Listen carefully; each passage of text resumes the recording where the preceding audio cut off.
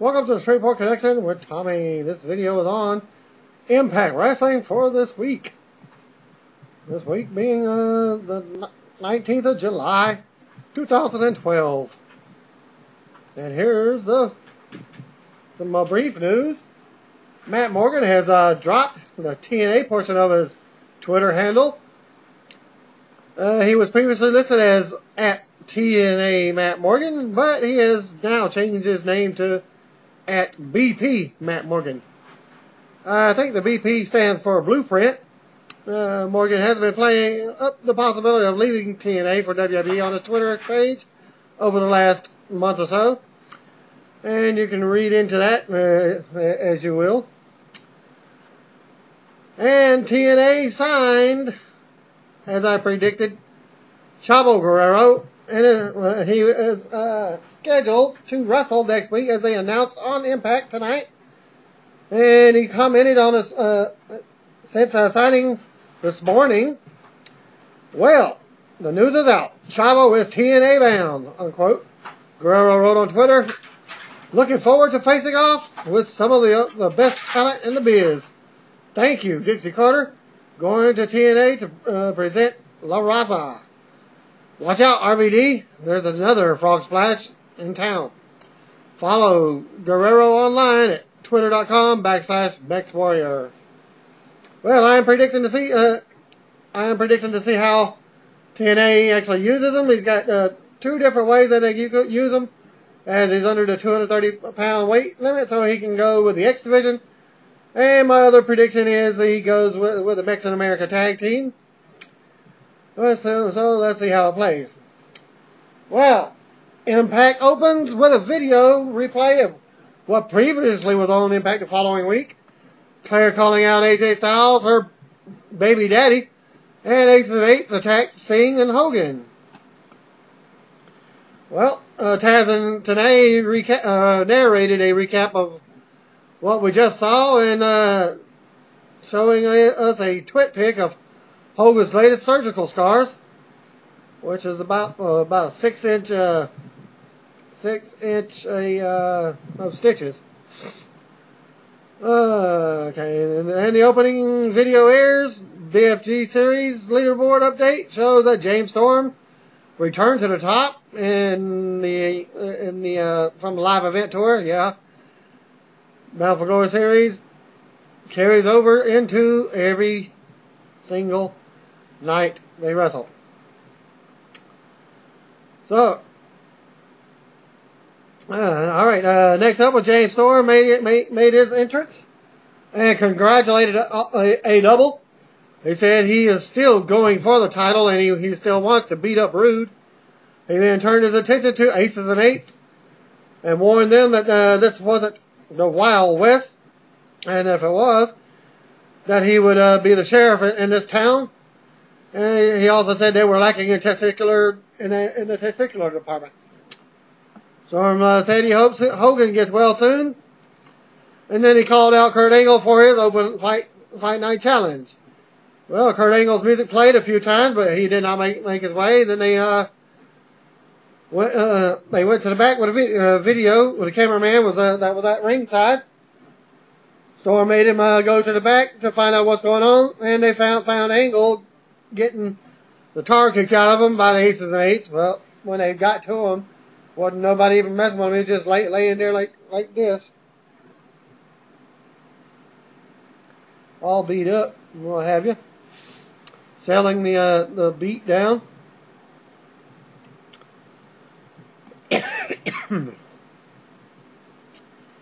So, at least they're continuing on with the Aces and Eights group and continuing to sell them as an uncontrollable threat, kind of like NWO style. But I really don't like the idea of Storm getting involved with them, which I don't think it really is. But it just looked like it was tonight. Just to clear things up. That's my point of view. Storm already has a story in wait with Bobby Roode, as he has to split some of the focus on Aries because he is the current champion.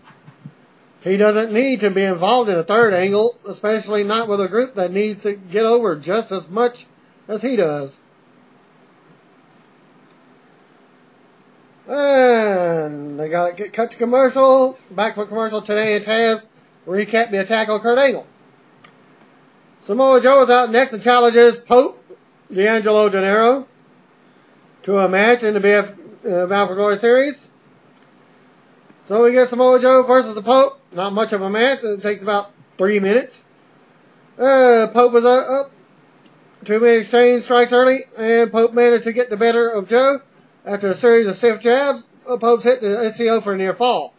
Pope locked in an arm vice and rolled it into a pin attempt, but Joe's legs hit the rope. Pope got in Joe's guard, however, and Joe locked in an arm bar for the submission victory. Yep, 3 minutes, 21 seconds. And earned 10 points to take the lead in the Bound for Glory series again. They cut back to backstage. Bobby Roode making his way into the arena, or out of the arena, because it looked like he was going to a car as the cameraman stopped to talk to him, the interviewer. It was with the Harvey cam, and they denied that the Aces and Eights were a worry for him. Roode confirmed that he would be calling out a double before Harvey got his camera time. Taz gets under everybody's nerves when he tries to get all technical with the holds and MMA jargon. And then when things go wrong, just a pet peeve of mine. Beyond that, I love the way they're going with Joe's submission story, because after all, from last year, he wasn't getting any points. Surprised to see Pope back, and even more surprised to see him control about 80% of the match in the 3 minutes that it took. Pope looked to be extremely rusty there, as it was sloppy form from start to finish. But Joe sold well enough to make it up for a loss of that. Well, we get Jeff Hardy trying to make a challenge tonight, but he was interrupted by Robbie E. So we get Robbie E. versus Jeff Hardy. Along with Robbie E. was Robbie T. there, the bodyguard, who really got involved in the match. And bottom line, Jeff lost by countout. And here's how it happened. And this is also Bound for Glory series match. Robbie charged hard quickly, but Hardy quickly regained control. Robbie E. faked a hurt eye long enough for Robbie T. to catch Hardy. Hardy wasted no time in making a comeback off with the Whisperer in the wind. Hardy took Robbie T. on the floor and continued to counter it, and was counted out in the process. They went about 3/4 up the rampway. Robbie E. defeated Jeff Hardy in a quicker match than Samoa Joe and Pope. 2 minutes, 47 seconds. And scored 5 points for his first points in the Bound for Glory series. So, Robbie E. has 5 points. Well, Sam Shaw was shown getting ready for his gut check challenge backstage and his TNA debut. But it was cut short. A very disappointing effort. The entire match was interference and very little wrestling, and it only served to give Robbie E. some points. I doubt anyone is actually taking his plays in the series seriously. And then they show ODB and Eric Young returning after a month of hiatus. Of course, Eric Young has a TV series, as he announced it during the segment. And also, they were doing a storyline. It would take him several weeks for ODB ordered him to go to the store and get some beer. Well, several weeks to get some beer. Makes a lot of sense for that. Well, he apologized to say it took so long that he got involved with a TV series. And it's his own show that he's running. And they kissed during the segment. And that was about it for that one. Video recap. Claire has a drug baby of questionable percentage storyline. Christopher Daniels and Kazarian backstage were talking to the Harvey Cam. They mocked Styles' manhood and said that he should just come clean. Sam Shaw made an awkward entrance full of odd jumps and squats. Shaw yelled about how he's wanted to be a wrestler his entire life and would prove it tonight. And the Aces and Eights came out and destroyed him. Halfway through the assault, the show cut to commercial. Well, that was odd, both how Shaw was acting and the commercial cut. Again, more Aces and Eights attacks are good, but they risk overexposure if they have any more attacks this evening, which they do. Back for the commercial. Taz and Al Snow were watching over Shaw as trainers helped him to his feet. Then they set up a recap of the pre-commercial assault, and Shaw was ushered out of the impact zone. Mr. Anderson, wait for it, Anderson calls out AJ Styles for his Bound for Glory Series opponent. And the two worked some chain wrestling spots early on, and they traded holds and pin attempts. And this was my choice of the match of the night. And during the match, there was one botch spot by Anderson, but they got on with it and went on to the finish. Well, after they went to commercials, after a couple of trading pin attempts, Styles was in control, and he got a near fall on Mr. Anderson. Mr. Anderson turned the tables and locked in a series of rest holds on Styles. Two men traded finisher attempts, and Anderson managed to hit the Green Bay plunge for a near fall. Anderson followed with a superplex. Anderson managed to reverse a roll-up attempt to pick up the big pinfall victory. And that match took 13 minutes 34 seconds by pinfall to earn 7 points in the Bound for Glory Series. Well, as AJ was left in the ring and Anderson was already headed to the back, Claire was in the crowd and she rang through the arena. And she demanded that Styles come talk to her because he tried to calling him several times and he didn't reply. Styles tried to get Claire to the back, but she refused. Claire asked how he couldn't remember that special night. She said it was a passionate, hot night. And when they showed the pictures, nothing was confirmable about anything that she was saying, because it was just like he was unconscious, just sleeping, like, and she was just like shown hugging him. So they just took pictures, so nothing was confirmable on that. Like I said, they showed the blurry, creepy pictures of that. That was from her phone, but they had them printed out. And that was about it. It just showed her making a couple of odd faces on the top of sleeping Styles. The match was okay.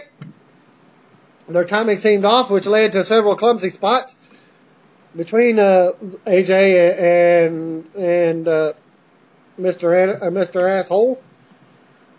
Okay, on top of that, a Lions share of the match took place in the commercial break, which I feel hurt the flow of the match that was going on.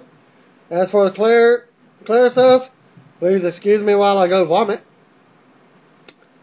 No worse than watching WWE, Piggy Guerrero. Can't wait for that storyline to end. And then they recap Claire's photo collection airing. AJ was backstage staring at the creepy pictures. Sean Wheelock, a Bellator commentator, joined the announcers on commentary for the next match. RVD calls out Christopher Daniels. That was my bathroom break, so I called it about halfway during that match. I don't watch the Bellator fight, so I didn't know who he was. Well, RVD versus Christopher Daniels in the Bound for Glory Series match. RVD took control. Earlier hit the Tree of Woe, running dropkick combo. Daniels quickly battled back, and the two men traded control several times in quick successions. Daniels eventually settled in controlling the match through a series of kicks and rest holds RVD made his comeback and went for the Rolling Thunder, but Daniels rolled out of the way. Daniels rolled up RVD and had a hand on the ropes and a hand on the tights for the 1, 2, 3. The referee didn't see the feet on the ropes. So Christopher Daniels defeated RVD in 4 minutes 43 seconds to earn 7 points in the BFG series. Harvey Cam caught up with a double backstage who claimed that Bobby Roode was the clear fluke. And he recalled some of what Roode's less than stellar moments with his title reign. A double found an aces and eights warning sign, which was nothing but a bunch of cards stapled together among his cape.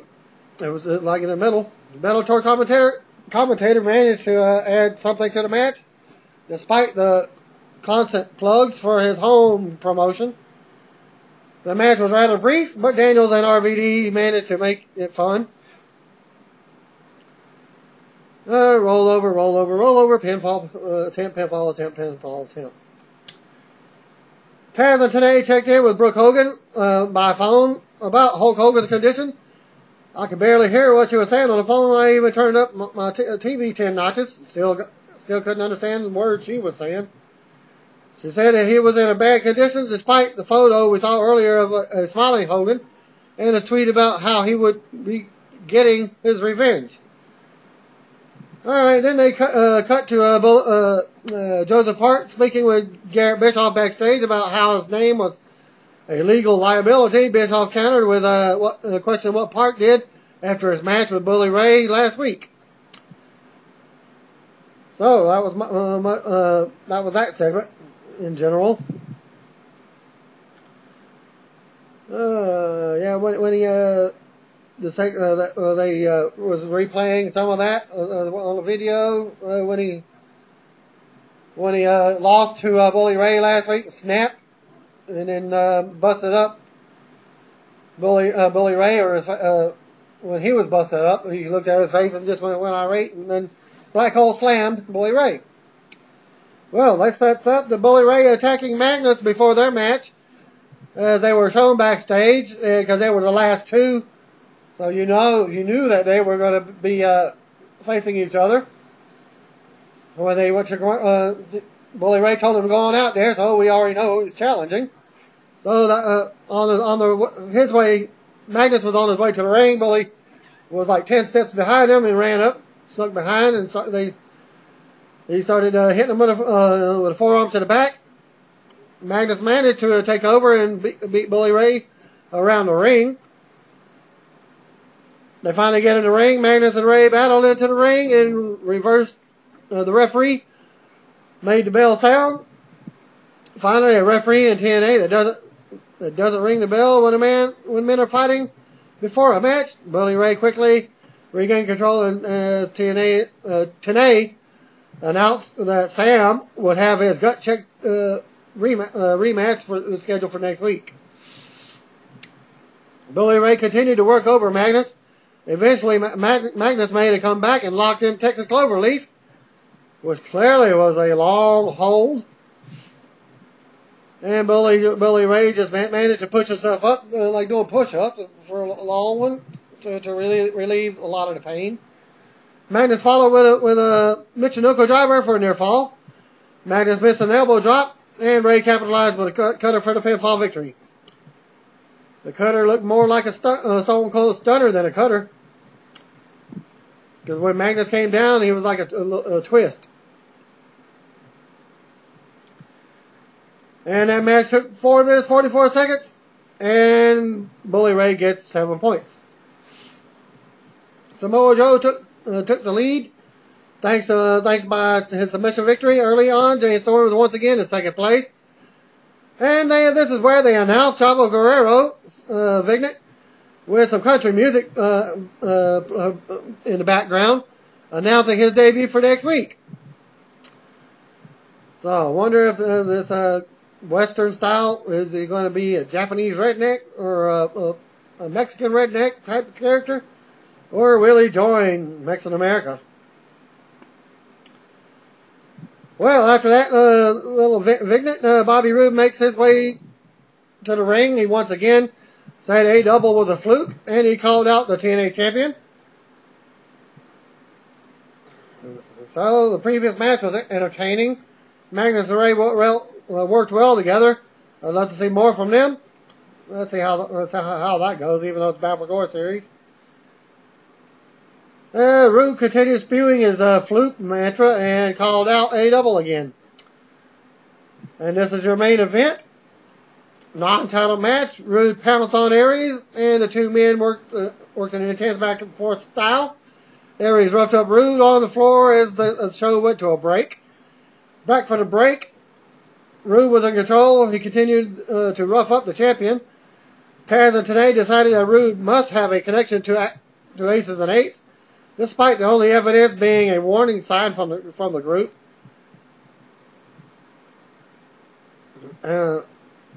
Austin battled back and locked in the last chancery, but Rude got a finger in Aries' eye to break the hold. Rude hits a spear for a near fall. Rude sets up for a superplex, but Aries fought him off, followed with a flying drop kick, the missile drop kick. Aries went for the brain buster, but Rude reversed it into a crossface. Aries reversed that hold into a roll up. Aries sent Rude to the floor and followed with a suicide dive. Aces and Eights then attacked a double, and Tenay went into a squeaky voice mode. So that ended in a no contest at 13 minutes and 15 seconds. Rude looked on in wonder as Aces and Eights put the boots to Aries. As Rude was having a big smile the whole entire time, Aces and Eights then turned and looked at Rude, staring him down, and Rude was acting like, yeah, okay. Well, the show ends as Ace and Eights turning on Rude, and the show went to black as the group was attacking the champion, but you can still hear the fans chanting in the background as the cameras cut off, but the sound was still going. So I was worried that Rude actually going to get paired with the biker gang for a brief second, which would have made no real sense at all. Anyways, the move put the group over as a threat to the entire locker room, which I think is the best idea possible for getting the new stable over. Overall, this was a decent addition of Impact, and there was plenty of wrestling, but not a lot. I was particularly enthralling to watch. What's worse, they felt like a regular edition of Impact.